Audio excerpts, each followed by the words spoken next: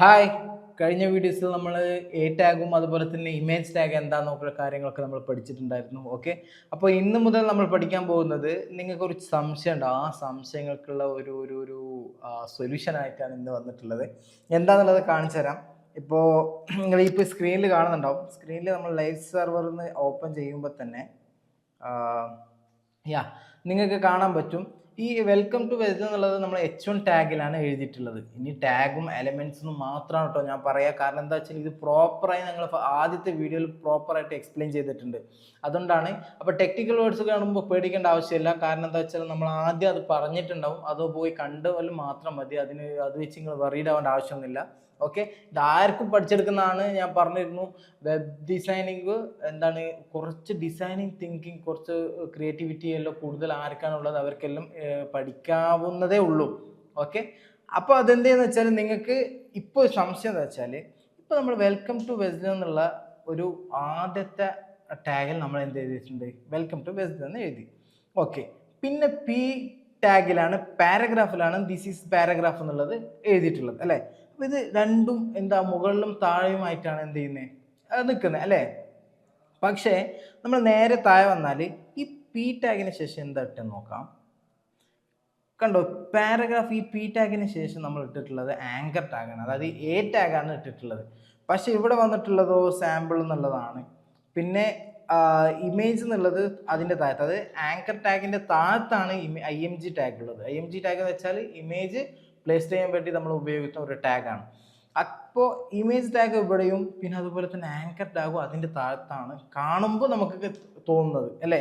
അതായത് ഇത് രണ്ടും പ്രോപ്പറായിട്ട് മുകളിലും താഴത്തായിട്ട് വരുന്നുണ്ട്. ഇതെന്താ മുകളിലും താഴത്തായിട്ട് വരുന്നില്ല എന്ന് നിങ്ങൾ ചിന്തിക്കുന്നുണ്ടാവും. ഇതിനു മുമ്പ് തൊട്ട് മുമ്പ് ഞാൻ നിങ്ങൾക്ക് പറയാനുള്ള സജഷൻസ് വെച്ചാൽ, ഒരു കാര്യം എന്ന് വെച്ചാൽ, HTML എപ്പോഴും ടോപ്പ് ടു ബോട്ടം ആണ് വരുന്നത്. അത് നമുക്കെല്ലാം അറിയുന്നതാണ്. കാരണം ടോപ്പിൽ എഴുതിയിട്ടാണ് പിന്നെ ഇങ്ങനെ ബോട്ടമിലേക്ക് ഇങ്ങനെ പോകുന്നത് അല്ലേ. പിന്നെ വേറെ ഒരു top to bottom left to right ആണ് എന്ത് HTML വർക്ക് ചെയ്യുന്നത്. അതായത് ലെഫ്റ്റ് നിന്നാണ് നമ്മൾ എന്ത് ചെയ്യുന്ന, ഒരു കണ്ടന്റ് എന്തെങ്കിലും ഇട്ട് കഴിഞ്ഞാൽ നമുക്ക് നേരെ ലെഫ്റ്റിലേക്കാണ് വന്നിരിക്കുന്നത്. Welcome to west this is paragraph എന്നുള്ളതൊക്കെ ലെഫ്റ്റിലാണ് വന്ന് കിടക്കുന്നത്. പിന്നെയാണ് നമ്മൾ എന്ത് ചെയ്യുന്നത്, റൈറ്റിലേക്ക് എന്ത് ചെയ്യുന്നത് സംഭവം വരുന്നത്. അപ്പോൾ ഓക്കെ, അപ്പോൾ ഇപ്പോൾ മൈൻഡിൽ അത് അങ്ങനെ തന്നെ വെക്കുക. ഇനി നോക്കുക, ഇത് ഇപ്പോൾ മുകളിലാണോ അതല്ല ഇതിന് നേരെയാണോ എന്നുള്ളത് നോക്കുക. ഇവിടെ നിങ്ങൾ ശ്രദ്ധിക്കേണ്ടത് എന്താ വെച്ചാൽ, ഈ ഇമേജ് എന്നുള്ളത് ഇമേജിൻ്റെ വലിപ്പം അത്രത്തോളം ഉണ്ട്. ഓക്കെ, ഇവിടെ ഇമേജിൻ്റെ തൊട്ട് ലെഫ്റ്റ് സൈഡിൽ തന്നെ ആണ് എന്തുള്ളത്, ഈ this is the link tag എന്നുള്ളത്. അത് നിങ്ങൾക്ക് മനസ്സിലാവാൻ ഒന്ന് ഞാൻ ശ്രമിച്ചു നോക്കാം. കണ്ടോ, ഓക്കെ, ഇത് സെലക്ട് ചെയ്തിട്ടുണ്ട്. ആ ഇമേജിനെ മൊത്തത്തിൽ ഞാൻ സെലക്ട് ചെയ്തതാണ്. ഓക്കെ, ആ സെലക്ട് ചെയ്യുമ്പോൾ ഇവിടെ കണ്ടോ, അതിൻ്റെ സൈഡിലാണ് ഉള്ളത്. അതായത് this is the link tag കഴിഞ്ഞതിന് ശേഷമാണ് എന്ത് ചെയ്യുന്നത്, ഈ പറഞ്ഞ ഇമേജ് വന്നത്. അതായത് ഇവിടെ this is the link tag ഒന്നും, അതുപോലെ തന്നെ ഇവിടെ ഇമേജ് ആണ്. അപ്പോൾ ആങ്കർ ടാഗും ഈ പറഞ്ഞ ഇമേജ് ടാഗും സെയിം ലൈനിലാണ് വന്നിട്ടുള്ളത്. അതായത് ഈ ലൈനിലാണ് വന്നിട്ടുള്ളത്, സെയിം ലൈനിൽ. അപ്പോൾ നിങ്ങൾക്ക് സംശയം അപ്പോഴും ഉണ്ടാവും, അതെന്തുകൊണ്ട് സെയിം ലൈനിൽ വന്നു, അതുപോലെ തന്നെ എന്തുകൊണ്ടാണ് ഇത് രണ്ടും മുകളിലും താഴത്തോട്ടാണല്ലോ വന്നിട്ടുള്ളത്, നിങ്ങൾക്ക് സംശയം ഉണ്ടാവും. അതിപ്പോൾ ക്ലിയർ ചെയ്യാം. പിന്നെ അതിന് മുമ്പ് ഒന്നും കൂടി നമുക്ക് ഉറപ്പിക്കാം, ഇത് സെയിം ലൈനിൽ തന്നെ ആണോ വന്നിട്ടുള്ളതെന്ന് അറിയാൻ വേണ്ടി നിങ്ങൾ എന്ത് ചെയ്യുക വെച്ചാൽ, ഇവിടെ വന്നിട്ട് ഇല്ലെങ്കിൽ ഈ വെബ്സൈറ്റിൽ എവിടെന്നെങ്കിലും ഈ വെബ്സൈറ്റ് കാണുന്ന റൈറ്റ് ക്ലിക്ക് ചെയ്യാം. ഓക്കെ, റൈറ്റ് ക്ലിക്ക് ചെയ്യുമ്പോൾ നിങ്ങൾക്ക് എന്ത് ചെയ്യും, ഇത് സഫാരിയാണ് ബ്രൗസർ. ഓക്കെ, അതുകൊണ്ട് നമ്മൾ എന്ത് ചെയ്യും, നേരെ കൊണ്ടുപോയിട്ട് ക്രോം എടുക്കാം. ഓക്കെ, ക്രോമിൽ നമുക്ക് എന്ത് ചെയ്യുന്നുണ്ട്, വെൽക്കം ടു വെസ്റ്റ് എന്ന് കാണിച്ച് താഴത്ത് മുകളിലും എന്തുണ്ട്, ഇങ്ങനെ ഉണ്ട്. അപ്പോൾ അതിന് വേണ്ടി ഇവിടെ വന്നിട്ട് നേരെ എന്താ ഇൻസ്പെക്ട് അടിക്കാം. ഇൻസ്പെക്ട് എന്നുള്ളത് എങ്ങനെ കിട്ടുകയെന്ന് വെച്ചാൽ, നിങ്ങൾ ഉള്ള ബ്രൗസറിൻ്റെ ആ ടാബിൽ നിന്ന് നിങ്ങൾക്ക് ആ സ്ക്രീനിൽ നിന്ന് ഒരു റൈറ്റ് ക്ലിക്ക് അടിക്കാം. റൈറ്റ് ക്ലിക്ക് വെച്ചാൽ മൗസിലോ അല്ലെങ്കിൽ നിങ്ങളുടെ മൗസ് പാഡ് ഉണ്ടാവുമല്ലോ, അവിടെ നിന്ന് റൈറ്റ് ക്ലിക്ക് ചെയ്താൽ മതി.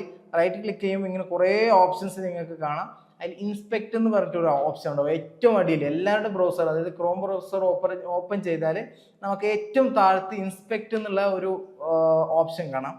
അതിൽ ക്ലിക്ക് ചെയ്യാം. ഓക്കെ, ക്ലിക്ക് ചെയ്താൽ നിങ്ങൾക്ക് എന്ത് ചെയ്യാൻ പറ്റും, ഇവിടെ കുറേ എലമെൻറ്റ്സ് ഇവിടെ കണ്ടോ, ഇവിടെ എലമെൻറ്റ്സ് എന്ന് പറഞ്ഞിട്ട് കാണും. പിന്നെ കൺസോൾ, സോഴ്സ്, നെറ്റ്വർക്ക്, അതിലേക്കൊന്നും നോക്കണ്ട.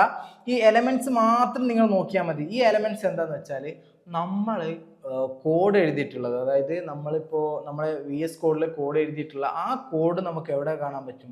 ഈ ബ്രൗസറിൽ എലമെന്റ്സ് എന്നുള്ള ഭാഗത്ത് ഇൻസ്പെക്ട് ക്ലിക്ക് ചെയ്താൽ, ഇൻസ്പെക്ട് എടുത്തു കഴിഞ്ഞാൽ നമുക്ക് എലമെന്റ്സ് എന്നുള്ള ഭാഗത്ത് എന്ത് ചെയ്യും? ഈ പറഞ്ഞ പോലെ ഹാക്ക് കാണാൻ പറ്റും. കാരണം നോക്കിയേ, നമ്മൾ H1 ടാഗ് അല്ലേ അവിടെ ഇട്ടത്, ആ H1 ടാഗാണ് ഇവിടെ കാണാൻ പറ്റുന്നത്. ഇനി നോക്കി കുറച്ച് താഴത്ത് വന്നാൽ P ടാഗാണ്, ആ P ടാഗ് നമുക്ക് എന്ത് ചെയ്യും? ഇവിടെ കാണാൻ പറ്റും. പിന്നെ കുറച്ചും കൂടി താഴത്ത് വന്നാൽ ആങ്കർ ടാഗാണ്, കണ്ടോ ആങ്കർ ടാഗ്. ആങ്കർ ടാഗിലേക്ക് നോക്കിയാൽ മതി, കണ്ടോ ആ നീല കളർ. പിന്നെ താഴത്ത് വന്നാലാണ് ഇമേജ്, മനസ്സിലായോ?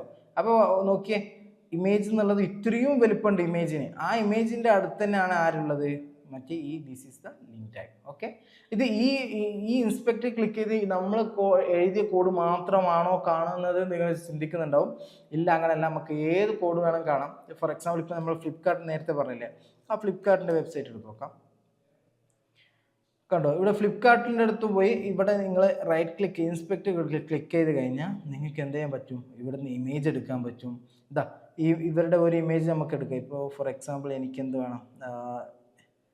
ഈ ഇമേജ് വേണം. ഈ ഇമേജിന് വേണ്ടിയിട്ട് ഞാൻ ഇവിടെ ക്ലിക്ക് ചെയ്യണം. അതിന് വേണ്ടി എന്ത് ചെയ്യാന്ന് വെച്ചാൽ ഇവിടെ ഒരു മാർക്ക് കാണുന്നുണ്ടോ? ഇതെന്താ വെച്ചാൽ ഇൻസ്പെക്ട് ചെയ്തിട്ട് നമുക്ക് ഒരു ഇമേജോ അല്ലെങ്കിൽ ഒരു കണ്ടന്റ് സെലക്ട് ചെയ്യാൻ വേണ്ടിയിട്ടാണ് ഈ പറഞ്ഞ ഐക്കൺ ഉണ്ടാകുക. അത് ക്ലിക്ക് ചെയ്തിട്ട് നിങ്ങൾ നേരെ എന്ത് ചെയ്യാം? ആ ഇമേജിന്റെ മുകളിലോ പോയിട്ടോ, അല്ലെങ്കിൽ നിങ്ങൾക്ക് എന്താണോ കണ്ടന്റ് വേണം ആ കണ്ടന്റിന്റെ മുകളിൽ ഇങ്ങനെ ക്ലിക്ക് ചെയ്ത് കഴിഞ്ഞാൽ നിങ്ങൾക്ക് എന്ത് ചെയ്യാൻ പറ്റും? ആ സംഭവം ഇവിടെ കണ്ടോ, ഇവിടെ ഒരു നീല കളർ ആയിട്ടുള്ളത് അവിടെയാണ് കിട്ടുക. കണ്ടോ, അതേ ഇമേജാണ്. ഈ ഇമേജിലേക്ക് ഒന്ന് ക്ലിക്ക് ചെയ്ത് നോക്കിയേ, നേരെ അങ്ങോട്ടാണ് റീഡയറക്ട് ചെയ്യുന്നത്. കണ്ടോ, ആ ഇമേജ് നമുക്ക് കിട്ടും. ഈ ഇമേജ് നമുക്ക് എന്ത് ചെയ്യാം? അങ്ങനെ കോപ്പി ചെയ്തെടുക്കാം അതിൻ്റെ URL. ഓക്കെ, മനസ്സിലായോ? ഇനി കണ്ടന്റ് ആണ് വേണ്ടത്, അതായത് ഒരു ടെക്സ്റ്റ് ആണ് വേണ്ടതെങ്കിൽ നമ്മൾ ഇതിൻ്റെ ടെക്സ്റ്റ് ഫാഷൻ എന്നുള്ളത് ക്ലിക്ക് ചെയ്യുമ്പോൾ കണ്ടോ, ഇവിടെ ഫാഷൻ എന്നുള്ളത് വന്നു. നമുക്ക് എന്ത് കോഡ് കാണാൻ പറ്റും? HTML കോഡ് എന്ത് ചെയ്യും? അവിടെ കാണാൻ പറ്റും.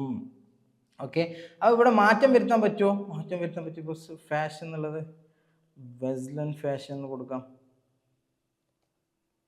ഓക്കെ, എൻ്റർ ക്ലിക്ക് ചെയ്ത് കണ്ടോ, വെസ്ലൻ ഫാഷൻ എന്നുള്ളത് മാറി. അപ്പോൾ നിങ്ങൾ ചിന്തിക്കുന്നുണ്ടോ അങ്ങനെ ഉണ്ടെങ്കിൽ സെക്യൂർ ആണോ ഇതല്ലേ എന്നുള്ളത് ചിന്തിക്കുന്നുണ്ടാവും. സെക്യൂർ ആണ്. കാരണം എന്താ വെച്ചാൽ ഇവിടെ ലോക്കലി നിങ്ങളുടെ ബ്രൗസറിൽ മാത്രമാണ് അത് ചേഞ്ച് വരുത്തുക. അതായത് അവരുടെ മെയിൻ സെർവറിലൊന്നും ഈ ചേഞ്ച് ഉണ്ടാവില്ല.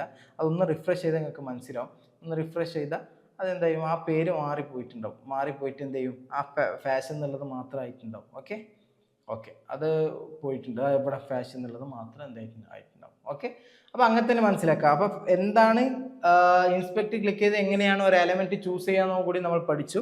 ഓക്കെ, നമ്മൾ അതൊന്നും അല്ലല്ലോ നമ്മുടെ സംശയം എന്ന് വെച്ചാൽ എന്തുകൊണ്ട് ഇത് നേരെ നേരെ വന്നു എന്നുള്ളതാണ് നമ്മുടെ സംശയം. അതെന്താണെന്നുള്ളത് പറഞ്ഞാൽ അത് വരാൻ കാരണം എന്താ വെച്ചാൽ നമുക്ക് ഈ എലമെന്റ്സിന്റെ കാര്യം ആദ്യത്തെ വീഡിയോയിൽ പറഞ്ഞിരുന്നല്ലോ. അപ്പോൾ ഈ എലമെന്റ്സ് രണ്ട് ടൈപ്പ് ഓഫ് എലമെന്റ്സ് ഉണ്ട്. അതായത് രണ്ട് ടൈപ്പ് ഏതാണെന്ന് വെച്ചാൽ ഒന്ന് ബ്ലോക്ക് എലമെന്റും പിന്നെ അതുപോലെ തന്നെ ഇൻലൈൻ എലമെന്റ് എന്നാണ് പറയുന്നത്. അപ്പോൾ ബ്ലോക്ക് എലമെന്റ് എന്താ, അതേപോലെ തന്നെ ഇൻലൈൻ എലമെന്റ്സ് എന്താന്നുള്ള ഒരു സംശയം നിങ്ങളുടെ മൈൻഡിൽ ഉണ്ടാവും. ആ ബ്ലോക്ക് എന്നുള്ളതും ഇൻലൈൻ എന്നുള്ളത് എന്താന്ന് വെച്ചാൽ, ബ്ലോക്ക് എന്ന് വെച്ചാൽ ഈ പറഞ്ഞ ഫുൾ വിടുത്തെടുക്കും. അതായത് അതിനാവശ്യം ഉള്ളതും അല്ലാത്തതുമായ അതിൻ്റെ ഫുൾ വിടുത്താണ്. അതായത് ഒരു സ്ക്രീനിൻ്റെ ഫുൾ വിടുത്ത് അതിന് വേണം, ആവശ്യമുണ്ട്. അതിന് ഒരു സ്പേസ് മാത്രം ആവശ്യം വരില്ല, അത് ഫുള്ള് വേണം മൊത്തത്തിൽ. അത് അങ്ങനെ തന്നെ നിങ്ങൾ മൈൻഡിൽ എന്ത് ചെയ്യുക, മനസ്സിലാക്കി വെക്കുക. അതായത് ഒരു എലമെന്റ് ക്ലിക്ക് ചെയ്താൽ ഫോർ എക്സാമ്പിൾ H1 ടാഗ്. ഈ H1 ടാഗ് എന്താണ്? ബ്ലോക്ക് എലമെന്റ് ആണ്. അത് ബ്ലോക്ക് എലമെന്റ് എന്ന് വെച്ചാൽ ആ H1 ടാഗിൽ എന്തെങ്കിലും കണ്ടന്റ്സോ കാര്യങ്ങളൊക്കെ എഴുതിയാൽ അതിന് മൊത്തം ഉള്ള സ്ഥലം അതിനുമായിട്ട് വേണം. അതായത് ആ നിൽക്കുന്ന പ്ലേസ്ഡ് ആയിട്ടുള്ള സ്ഥലം മാത്രം പോരാ, അതിന് ആ സ്ക്രീനിൽ മൊത്തത്തിൽ വിടുത്തെടുക്കും. വിടുത്ത് എന്ന് വെച്ചാൽ എന്താണ്?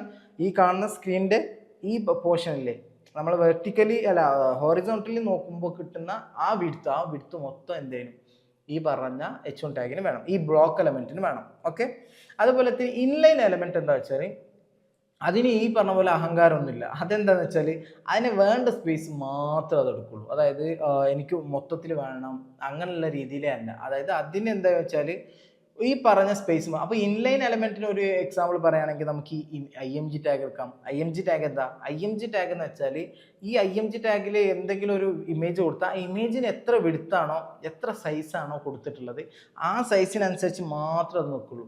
അതേപോലെ തന്നെ ആങ്കർ ടാഗ് എന്ന് വെച്ചാൽ എ ടാഗിൽ എന്താണോ കൊടുത്തിട്ടുള്ളത് അതിന് ആ സ്പേസ് മാത്രം മതി. ബാക്കിയുള്ള സ്പേസ് എന്ത് ചെയ്യും? മറ്റുള്ളതിന് വിട്ടുകൊടുക്കും. ഓക്കെ, അതാണ് നമ്മൾ ഇവിടെ കാണുന്നത്. അത് എന്നുള്ളത് ഒരു എന്ത് ടാഗാണ്?